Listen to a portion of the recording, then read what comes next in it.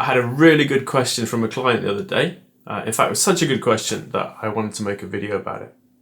So basically, this client was asking about some advisors they were considering.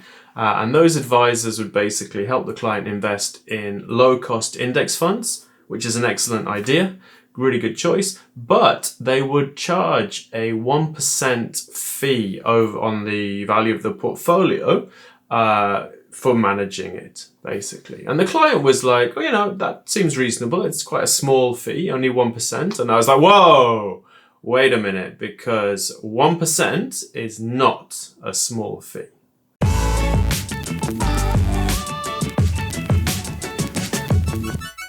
So basically, I want to go through two scenarios here and just show you what kind of impact this small 1% fee would have on your investments, say. So let's look at the first scenario. Let's imagine that you are able to save and invest 50,000 yen a month for 30 years until you want to retire.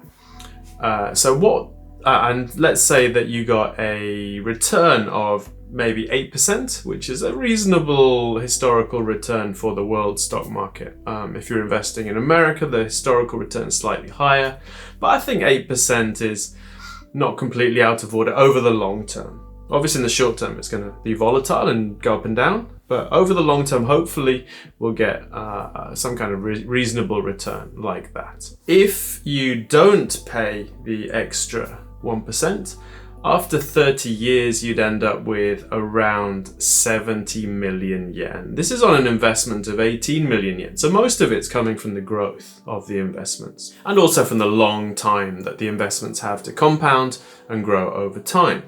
So 50,000 yen a month for 30 years, earning about 8% on average, you'd end up with around 70 million yen. Well, what would happen if you paid the advisors? So now your rate of return has gone from 8% down to 7%. And what that does to your earnings over the 30-year period is you'd end up with about 58 million yen. So this small 1% fee is actually costing you 12 million yen. And I'd rather keep my 12 million yen, all things being equal. Let's flip this a little bit and look at it from a different perspective. So often when we're thinking about how much money we might need if we wanted to retire and so on, we might think about a safe withdrawal rate. Now, a safe withdrawal rate is how much money you can take out of your portfolio without depleting it so much that you end up with too little to live on. And often we use a rule of thumb for the safe withdrawal rate, and we say maybe let's do 4%. 4% is one of the most common rules of thumb for this number, for this safe withdrawal rate. So you can take 4% of your portfolio out every year, and generally speaking, that will not deplete your portfolio too much. Now, this is a rule of thumb, it's not a cast iron rule, and obviously we're going to have to react to circumstances. If, say the stock market falls a lot and your portfolio is going down, you wouldn't just keep taking out 4% blindly. But let's just use that as the example for today. So let's say that you needed 5 million yen a year to live on. You have a fairly, well, from my perspective, fairly luxurious lifestyle. 5 million is actually our good life number. So my wife and I, when we think about the future and so on, we actually use a range of numbers. So we've got 3%, which is our kind of survival number. So 3 million yen would give us enough money to basically survive here in Japan with our current lifestyle. It wouldn't be luxurious, there wouldn't be any kind of foreign trips or anything, but on 3 million yen we could eat and be reasonably happy. 4 million yen would get us a fairly decent lifestyle, and 5 million yen would be like the height of luxury. This would give us pretty much everything we wanted. So let's say you needed 5 million yen.